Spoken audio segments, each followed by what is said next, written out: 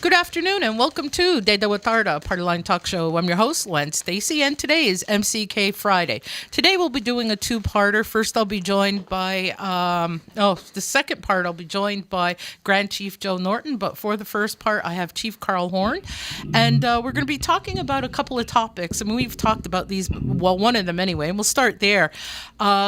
Kanawaki subcommittee, what's the update? Last time we spoke, there was a meeting, and I'm not sure how it went or what the outcome was, and maybe you can update just our to give community. a real quick, brief update to community on regards to the Kanawaki file. Everybody's well aware the lease is expiring in 2021. I don't want to get into too much details in regards to that. A lot of information and education has been put out already, and we created a work plan that we want to see through the end of this summer, which included forming a subcommittee. So I'm pleased to announce that we identified 5 community members, actually 5 lot holders who agreed to be on this subcommittee. And the reason for forming a subcommittee is because I want to make sure we're as transparent as possible when it comes to all the details, when it comes to the lease and future negotiations, when it comes to rental amount. Because in the past, I don't want to live in the past, but in the 70s, when that lease was signed, there was very little consultation with community as well as lot holders. So my main goal right from day one was to be as transparent as possible with community, with no hidden agenda.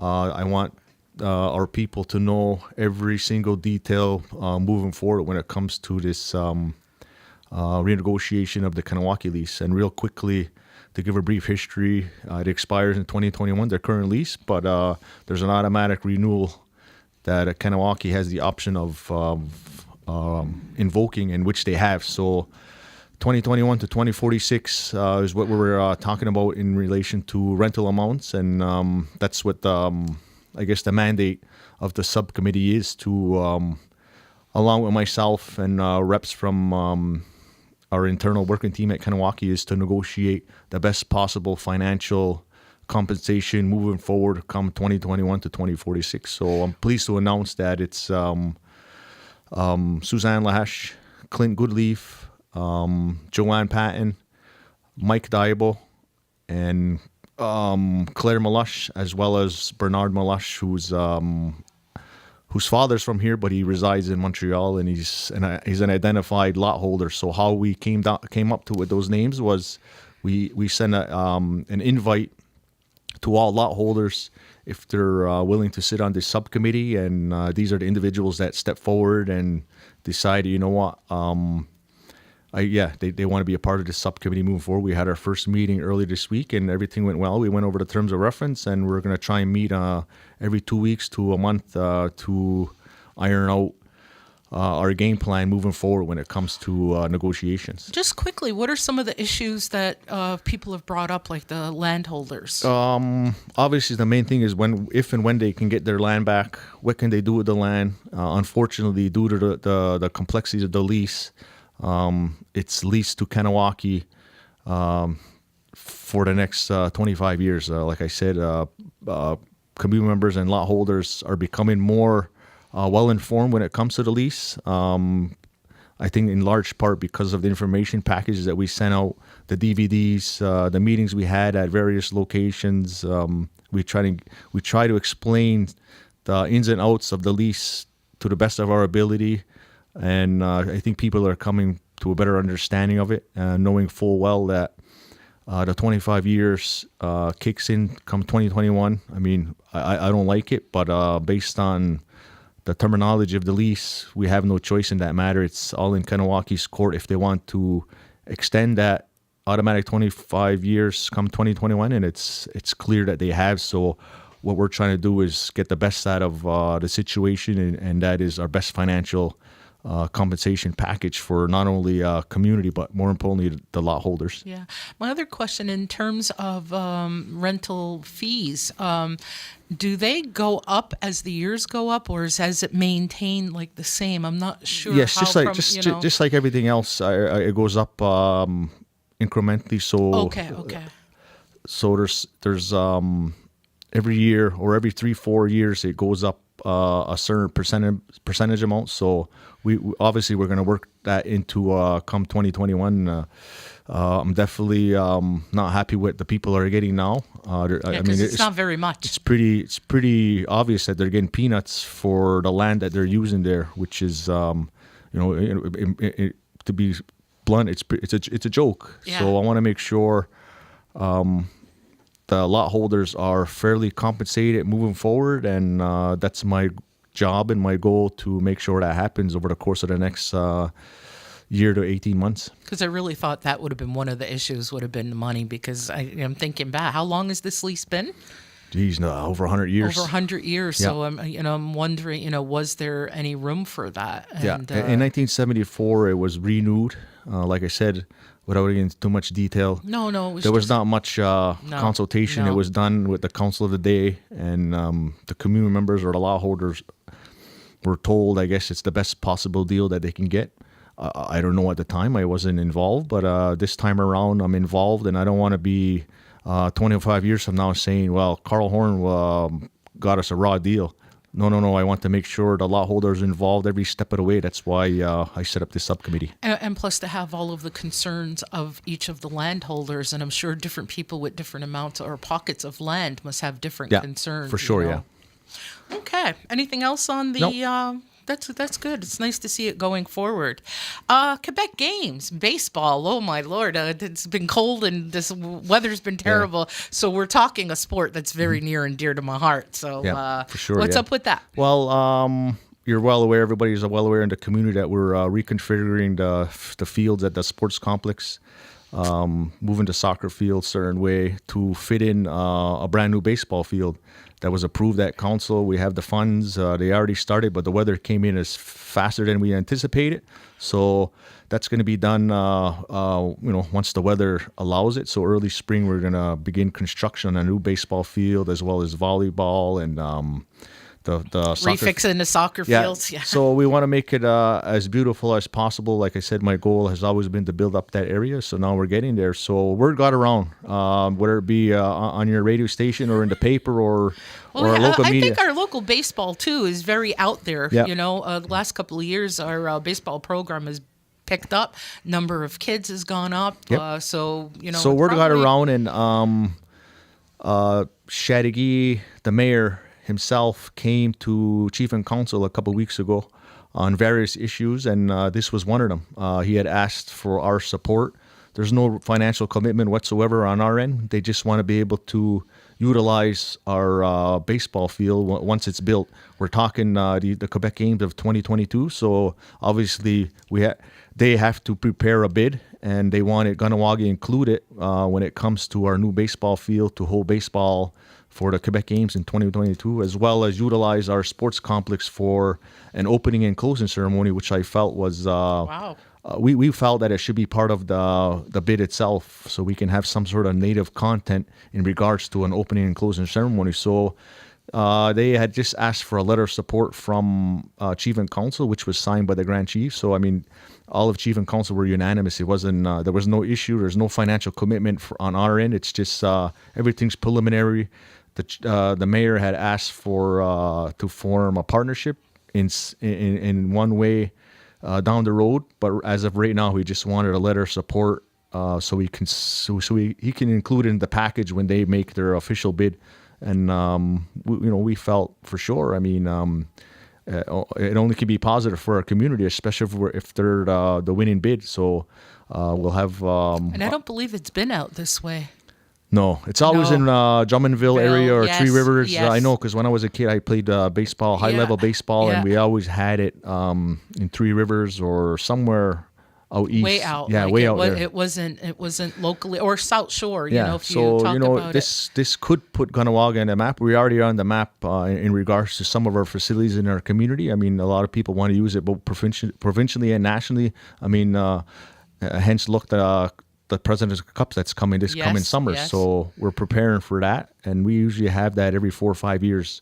we have the opportunity to host. So we've had the Aboriginal Hockey Championships hosted here. I mean, we're used to hosting large tournaments. We're used to coordinating things. So I think it's a feather in our cap as a community. Yeah, for sure. The benefits are always tourism and economic development, because people will ask. If people know they're close to this community, then people will come and check things out. Yeah, because how it works is they have regionals. They have whoever wins, then they are entitled to go to they call it the Quebec Games. So there's going to be teams from all over the province, as far as Rimouski or wherever, to come here, and obviously they're gonna need some place to stay, restaurants, so stuff like that. So it only could be positive for our community when it comes to this type of initiative. And then our other thing is fundraising. So possible fundraising, if we can put up food stands. And we always do good with things like that. And how it works is if Chateauguay is a successful bid, obviously we're going to be a part of it when it comes to strictly baseball. But there's also some exhibition sports that we could put on display. So obviously we're going to choose lacrosse for sure. Of course. There's also a possibility of getting more funding, because once the winning area is secured, we have to build up the facility a little better. So they'll give us free funding to upgrade our facility, whether it be the arena or the new baseball field. So that's always a positive. Like I said, it's zero commitment financially for us. It only could be a win-win for everybody, because obviously it'll boost our economy if we get that chance come 2022. And I think one of the things, also thinking outside the box, we've often wanted to look at hosting the Indigenous Games, and maybe this might be a step in the right direction. It might show that we can handle working with our other local communities, our neighbors, and it'll show that we can handle the volume of athletes that are coming to our community. So it only could be, like I said, it's only a positive. It's the first step, like I said, is very preliminary. The letter of support will be submitted in the package, and then we'll see later on this year, I think it's November, December, they're going to make the announcement who's the winning bid. And who knows if any of our athletes will be on some of these teams, because they have been. We've had athletes who've participated in a Quebec game, especially in baseball, and our teams and our players are getting better and better. Yeah, there's definitely an opportunity down the road, and we'll hopefully we'll know at the end of this year. And it'll be exciting this year, because we'll get to host midget teams. And the last team, actually, that we hosted, older team, was junior team. They were 14s and 15s. And all the fields we played at were all regulations, except for ours. Yep, like I our said, guys would hit home runs like crazy out at the hospital ball field. But with our new field, there's going to be lighting, so it's going to be really nice. Yeah, I'm excited. I can't wait till it's finally built, especially for all their soccer players, and there'll be lighting. Have night games, and it's something. Because that was always been another issue, was the lighting. I know soccer. I coached soccer for many years and was involved in the beginning of soccer, and the lighting was a big thing, especially come late August for playoffs. We'd be having to start games at 4:30, 5 o'clock in the afternoon because of lighting. Yep. We would lose out. So so maybe our soccer program will also get a boost. And maybe down the road a little bit more field lacrosse. Yeah. Yeah, for sure. So stay tuned. I'm a sports person, so that's going to be. So stay tuned. Down the road, we'll keep hear updates. Something. And okay, thank you. That's awesome. Looking forward to that. I'm feeling warmer. I went from very cold to feeling warmer. Baseball, one of my faves. You had another topic you want to talk about? Yeah, I just want to touch real briefly on the hydro file.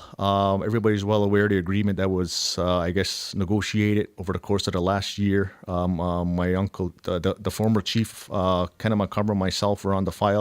We were able to successfully negotiate a set price, not only a lump sum at the front end, but a yearly financial installment every year from Hydro to Kahnawaki. Obviously, we due to confidentiality issues, we can't disclose that number, because Chateauguay or other municipalities might have a similar agreement in place, and they'll compare what we're getting as to what they're getting. So it could cause a problem. And believe me, I hate to use that word of confidentiality and not be able to tell the community, but it is what it is. It's very important part of the agreement, which I understand. So, but and as well as the lines that are going to be taken out of line 2. But the reason why I want to talk about it here today is I'm planning on make a proposal to Chief and Council when it comes to the yearly money that's coming in. I'm hoping that we're able to somehow subsidize everybody's hydro bill in the community. I did the math at the top of my head. There's maybe 2,100 homes in the community, and why not give community members once or twice a year a break on their hydro bill? When that money comes in, community members have the option of submitting their hydro bill, and somehow we can work out a financial arrangement where their hydro bill's paid.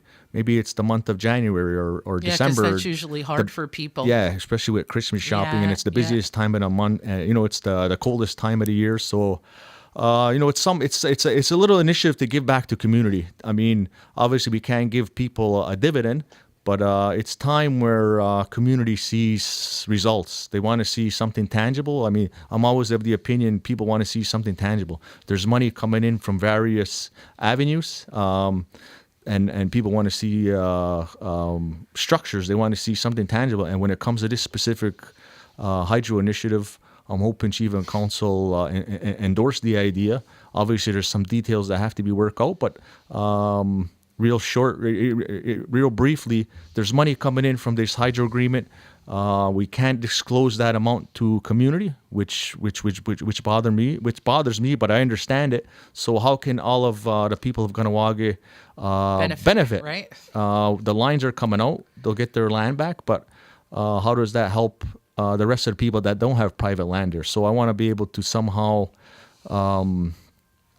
make sure all of the community benefits, because with everything that's going on over the last few months with the negativity when it comes to, let's say, cannabis, the housing scandal, various issues that I feel there's negativity in the community, and something like this to not gain back the trust. It's not about gaining back the trust. It's about giving back to the community so they can see some sort of results in something tangible. So I'm hoping to somehow subsidize with this hydro money that's coming in community members' hydro bill once or twice a month, and we'll see how council feels with that proposal. It would be interesting, because I think you hit the nail right on the head with that, because people have been saying all this money comes to the community. What are we seeing? Mm-hmm. And that's been the bottom line. It doesn't matter what area, health, education, the housing, any kind of thing that's come up. That's the bottom line, what community members are saying. Yeah. What part do I get? I hear that a lot. I hear it too. I hear it almost on a daily basis. And there's individuals at council as well as myself. We do our best to try and I'm in the result-oriented business. I have to provide results, or else I don't get reelected. It's that simple, and I understand that. So I'm trying to do my best to provide results to the community, as well as they deserve something. Everybody, and this is only the beginning. The other thing is that $59 a year water thing that we all have to pay. Some people see it as a tax. Some people see it as a user, whatever you want to call it. And I agree. To me, if you do the math, $59 a year times 2,100 homes, it comes up to $140,000 for the budget, which is nothing. No. Either way, whether you pay it or not. So why should community members have to pay that? Yeah. That's something that I like to see too also be abolished. It causes more strain on our resources, on our people at the office. If somebody doesn't pay, they got to go there and cut their water off over a $59 thing. Yeah. And in the overall scheme of things, it's peanuts to the MCK budget. So those are a couple of things I like to see. I'd like to table over the course of early this new year and see where it goes. Okay. Anything else? No. Thank you for having me. Thank you so much for joining us today. We'll take a break and we'll be right back. And welcome back to Tetewatharen Partyline Talkshow. I'm your host, Len Stacy, and today is MCK Friday. And for the second part of the show, I'm joined by Grand Chief Joe Norton. Welcome to the show, sir. Thank you very much. I had a couple of things, and I just want to go over quickly. They're posted all over social media and all over different types of medias, and was an article in La Presse about the use of a name or referring to, I guess, our cultural identity with regards to selling their condos. So I just wanted to know just a little bit about it for our listeners and, just to give some kind of update on it. Well, in all honesty, I know very little about it. And we do have people who are researching right now, trying to find out exactly what this is all about and how it applies and affects the sale of condos and what does it do. So I can't say very much until we get all the answers back from there. So we're not bought into that. No. But it does raise some issues, about, people utilizing our cultural identity, our different kinds of things to sell products, and it's a pretty big issue. Yeah, well, I mean, like the word Mohawk, it's all over the place. It's being used constantly in all forms, and anything from Mohawk textiles, rugs, and all that kind of stuff to Mohawk fuel to and the list is endless. So it falls in the same category, Okay. Before you got to the show, I also had a question from a listener, and I wanted to know why Kahnawake have to go to Kahnawake to buy alcohol and gas that are tax-free. Well, two things that I can touch on. One is I don't know if the alcohol is tax-free over there, because wherever you purchase it, whether it's in Ontario or whether it's in here in Quebec at the SAQ, you're paying the tax. There's no such things as tax exemption purchasing from there. Okay. Now, I guess it's debatable. You can say, well, it's brought to the reserve, so why tax? But in any event, that's just the way it is. So the other thing is, as far as fuel is concerned, I know that in the province, in certain areas, and including here, there was a deal that was struck between the Quebec government back at some point in time, Department of Finance, regarding the registration of everyone's name. Everybody's a status Indian, and you can purchase at the pump, certain amounts of gas. We have never, from what I understand, we have not participated in that. But you can go to Kahnawake, you can go elsewhere to purchase gas. And there's been former council members who really pushed to say, well, why aren't we doing that? Yeah. But it's like, not. It's the Quebec government's way of controlling, the industry, if you want to call it that, and the purchases. They want to know who's purchasing what. Yeah. So it'll end up being like the cigarettes. Remember, you were only allowed a limited part. You had to sign up for tax exempt, and it'll end up something like that. My understanding is that, and I stand to be corrected, but I don't think I'm far off the mark on that. Okay. In terms of where we're at, we're in a new year, and what are some of the topics that the chief and council are working on or expected to work on in up and coming weeks? Well, there is a tremendous amount of work that has to be done in relation to, and that's what it's about, the relationship between ourselves and Canada.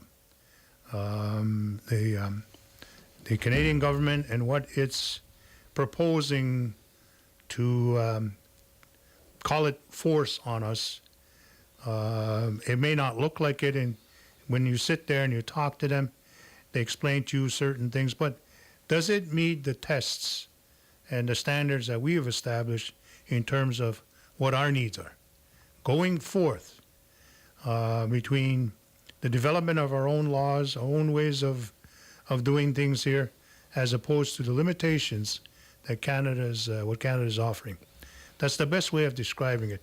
Like, for instance, the whole idea of the Kanawaki registration system. Right. And as opposed to Canada's registration system, the people that they're registering in Ottawa. I mean, that's an ongoing and understanding that we've been really pushing forth in here. And that ties into everything else. And that's part of the relationship.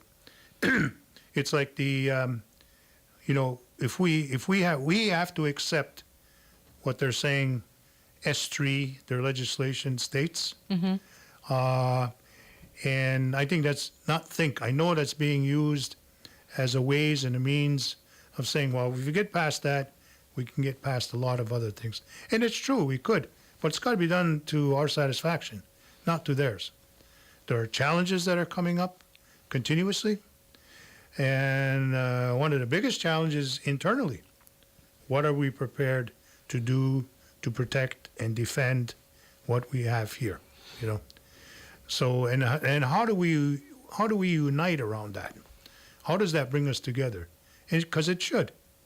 The identity of who is and who isn't, who can live here, who can benefit from, you know, whatever the benefits are, is something else. I mean, it's worth repeating, even though we've been talking about it over and over again. The numbers. Yeah. You know, potentially 35 to 65,000 people registered as connected to Kahnawake. I'll put it that way, connected.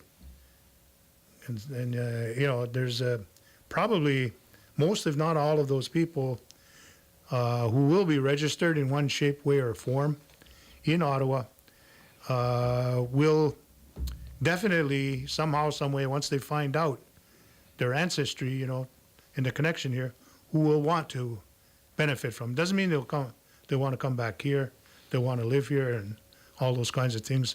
But for sure, they're going to want to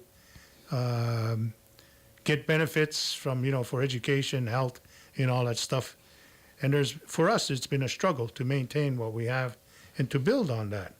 And we're in that battle right now. Yet there are others that are being brought forth in order to say, well, here, this is what you're entitled to. So, you know, that's a major battle that's ongoing, will continue to be ongoing. On the other hand, also, we have a new government in the province of Quebec. In recent discussions yesterday with officials that have been that we've been in constant contact with since the Liberal Party was there. So it's 8 years, I think, 8 years, and now Liberals are gone. But some of the same officials are still there, I guess for continuity or whatever the case may be. We don't know if they'll continue to stay there, but, and they know us, we know them, you know, we know by name each other and so on and so forth. So we met with them yesterday, and they made it clear that this government doesn't understand or know anything. Oh, boy. You know, and we have this high expectation, you know. I made the presentation in terms of the relationship, the Turo Wapum, nation to nation, United Nations Declaration on Indigenous Populations, reconciliation, on and on and on. Apparently, they know very little about that, or they're just becoming educated on what that is. So you're going to sit there with people who really don't know or look at us in a very strange way in terms of, what are you talking about? Mm-hmm. And we're going to look at them and we're going to say the same thing to them.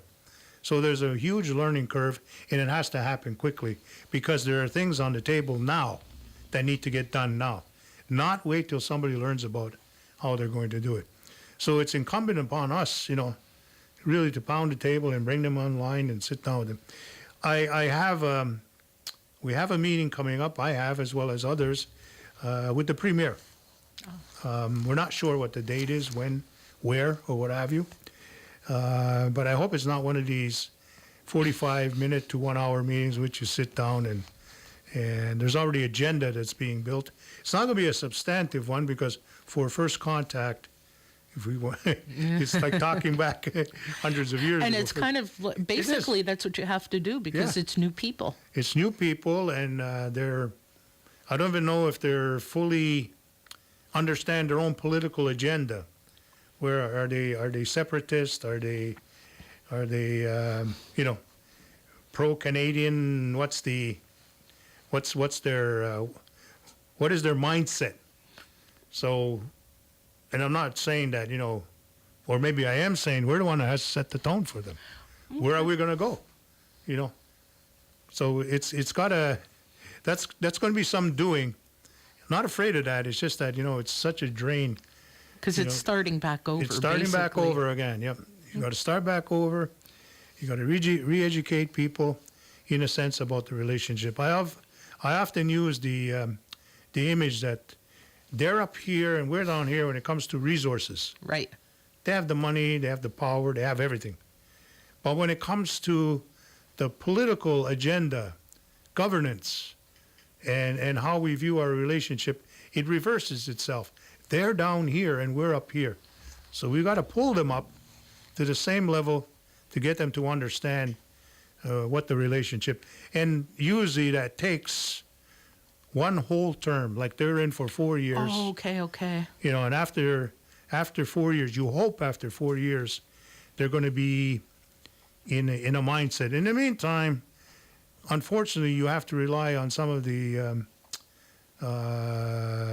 directors, managers, and what have you, of various departments who've been there a long time to sort of bring these things together. You know, if they can, not fully, but so on that front, on the relationship front, on the provincial side, federal side, we already know where that's going. We got to find out what kind of animal we're dealing with on the provincial side, you know. Okay. And what we probably think of as racism is, I hate to use the I word, but it's ignorance. Okay. We'll take a break and we'll be right back.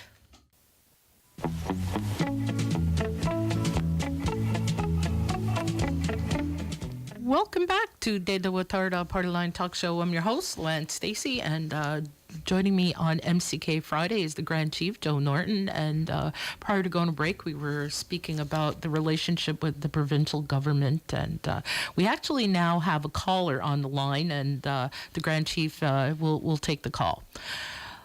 Welcome to Tetewatharen. Sego to niyo. There was a dog at Gordo that's Warren. You know that? You know that, yeah? But one less quit is Carl going now, my mother, Billy Two Rivers, and my father-in-law. And what I want to, I'll keep like 30 seconds. I just want to call and give you credit. You know, like what you're talking about, we have been down for 450 years of, you know, having cultures going back and forth, British, French, and you name it. And but I think right now the staple hold is Kahnawà and Mohawk. Mohawks all over the world, like you said earlier. It's all over the world. People have Mohawk haircuts and everything. But, you know, I think we are making a stride in terms of taking back what we had before. And I think it's very, very strong. I think it's very, very important. But I want to give you credit. I know you put your lifetime into it. And I mean, you've known me since I was a little boy, and I've known you all my life too. But I just want to give you credit. That's why I'm calling. And I think right now, very important is that, you know, we put that stamp on, and guess what? We ain't going away. That's for sure. That's true. And you know what there, Taquiro? I have one final question. People are pushing me to run. People are asking me, should I sit next to you? Well, that's a possibility. Yeah. Yo. Thank you for calling, Warren. Hey, he's a on the Nyawa Luan. Okay. Taquiro, Nyawa, okay? Anna. Okay, keep up the good work, guys. Okay, Anna. He's quite a character, Yeah, Warren, he is, and Like you said, I've known him since I know. childhood. I guess I wanted to get back to relationships. We talked about the provincial government. What are some of your thoughts and ideas for relationships within our own community? You know, there's a lot happening outside the community at the federal level with all the stuff that's going on in BC and things like that. But I also think that internally we need to start doing some work. Yeah, and the work is pretty straightforward in terms of approach. The approach is, where there is no law, people will attempt to say, well, our law applies, okay? And it's either federal law, it's either through the Constitution of Canada, federal laws of general application, like the Criminal Code of Canada, and things like that. Right. Here in the province, there's much more of an expanded powers that they have been given by Canada, which also means they have powers over us, or they feel they have powers over us. But we've been pushing that back gradually over time. We've continued to fight back. Ignoring the province or not being at the table is not the answer. To stave off, and make them think about certain things is part of the process. And there is a process that we have to function in. So people have to realize that that's got to happen, okay? But in the meantime, internally, we have to work at putting in place our own legislation to protect ourselves. So that they say, well, we have a law. What do you have? Well, we do have a law. Right. We have a law in place here that says, whatever the, like for instance, in the area of gaming, it's controversial internally. It's controversial outside of Kahnawake. But internally over here, this has been said before, and it's worthwhile saying again. We said it to the officials yesterday. We said, don't forget, we have a law on gambling in the community. And right now, a lot of Quebec is breaking that law by having their kiosks and whatever else. And I know a lot of people utilize them, and they'll probably say, what are you talking about, kind of thing. But there is no reciprocation there. There is no recognition by Quebec that we have a law, and we in turn are saying, we don't recognize your law. So somewhere along the way, these two have to recognize each other. Whether it's at the level of two commissions like Law de Quebec and the KGC recognizing each other, based on an overall trade and commerce agreement between the province of Quebec and Kahnawake. So that, included in that is the finance department and all the things that they're responsible for, especially taxation. Taxation on fuel, taxation on tobacco, taxation on gaming in general, stuff of that nature. And soon to be, and here now, as a matter of fact, is cannabis. Yeah. It's another area. We touched on that lightly yesterday, and we explained to them, we're doing our own thing here. We put in place laws. We have things that we're working on. And, so we're protecting ourselves. We're insulating ourselves from those laws out there. So people should not be so quick to become concerned that, we're using somebody else's law.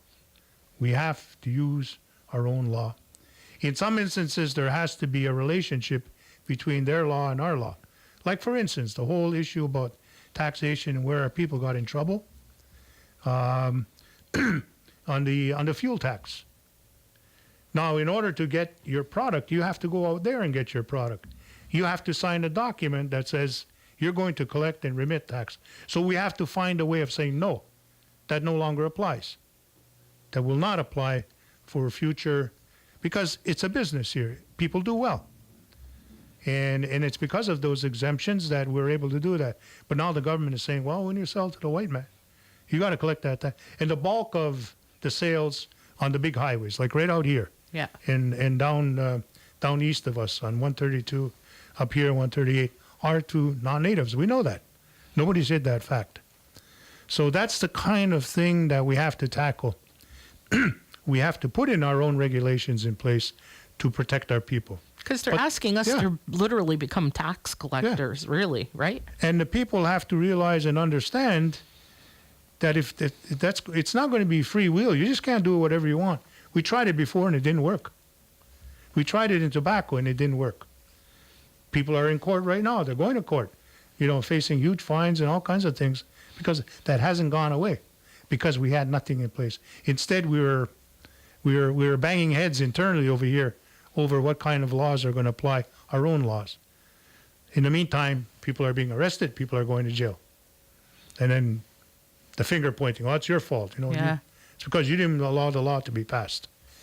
So that's got to stop. And it's going to stop because we have to take the initiative, meaning the MCK. Because it seems to me right now, we have to get our eggs in order. I don't know what other way to say it. Because if not, you think of what's going on in BC, you know, and they're fighting, and look at what happened there. And it's not any different than here. But if we continue to do this, government's just going to come in. We can't trust, you know, the prime minister's always talking truth and reconciliation, and some province is doing great work, and then all of a sudden does something like the pipeline to wash out everything that he's promising. Well, you know, isn't it ironic that I believe it was the day after the raid, you know, the paramilitary raid, the invasion of Wet'suwet'en territory, the prime minister was in that part of the country. Yes. Talking to the people out there. Yeah. And promising. Yeah. And promising what? Yeah. Another attack? Yeah. If you break the law? And, you know, and it's easy for them to say, well, it's a law and order issue, you know, that you can't block roads or do this or do that. But these people are protecting their territories. And here you have paramilitary forces, well armed, and we all saw it. It was there. Yeah. And I talked to the people directly involved, you know, that got thrown in jail, you know, and got really punished, I'll tell you. And that was to send a message across the country. That's what I thought, too.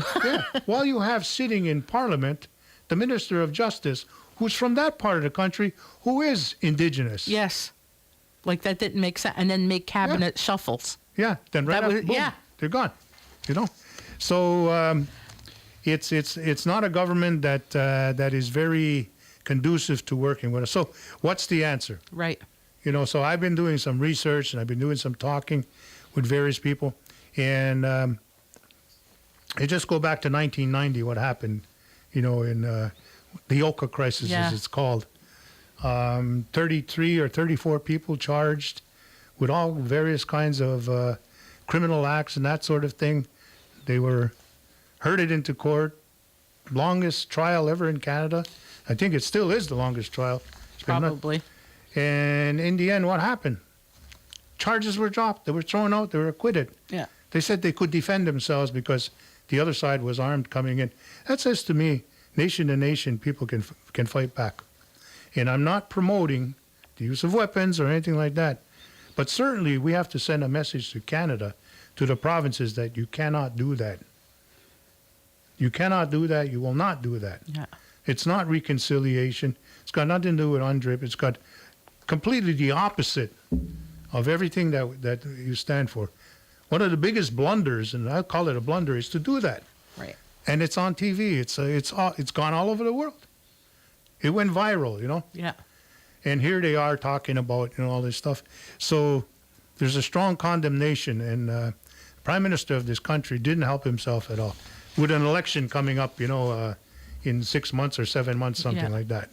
So I get it, you know, I really get not just excited, but I get very wound up because of that. So there's things that are coming. Yeah. You know, and that's what I'm wondering. Should the focus be on local to get ourselves stronger? Because it's something else is happening, and you could feel it, you could see it. No. You don't have to be a political analyst to. I'll say one thing. It has to be national. Yeah. And it could be spearheaded by us, because that's our way of showing our appreciation and thanking all the nations across Canada that helped us during 30 years ago. We owe that. So, you know, if we start doing things that expand right across the country, then so be it. Okay. So we still need work internally, and we need to work on a larger scale as the Haudenosaunee across the whole Confederacy as well, you know, getting online, because there's something that's just coming, and you just get that sense. If there's anything that's a binder for us, it's when people are being threatened. Yeah. When they use that kind of tactic. And they like to use that. Oh, geez, yeah, it's right up their alley. You know, and I thought it was so ironic. One day you're preaching reconciliation, next day you're using military force. Then it was crazy. Yeah, it was just crazy. And we should, and we could, and we will build on that. Yeah. Okay. We're at the end of the show. We maybe have about 30 seconds. Anything else you'd want to mention or send a message out to the community? Let me apologize for not being here the last time. Oh my goodness, I had a I had a sinus infection. Oh, boy. I had an ear infection, and I had a toothache all at the same time. That's all related. It wasn't fun, believe me. I'm just getting out of that now. Anyway, that was then, now is now.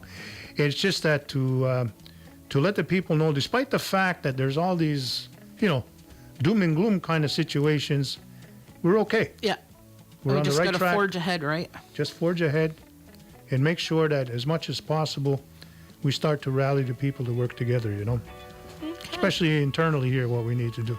Okay. Okay. Thank you to the Grand Chief, Joe Yeah, Norton, well. for joining us today. Coming up on Monday is KOR Storytelling with Zuze McGregor and Leo Daibo. I'd like to send a good luck to the Novice B Mohawks and the Adam A Mohawks or tournaments this weekend. And coming up next with the 1 o'clock news is Kathleen Speckard. Have a great day, everybody. Onigi Wahi. Oh, no. Ciao.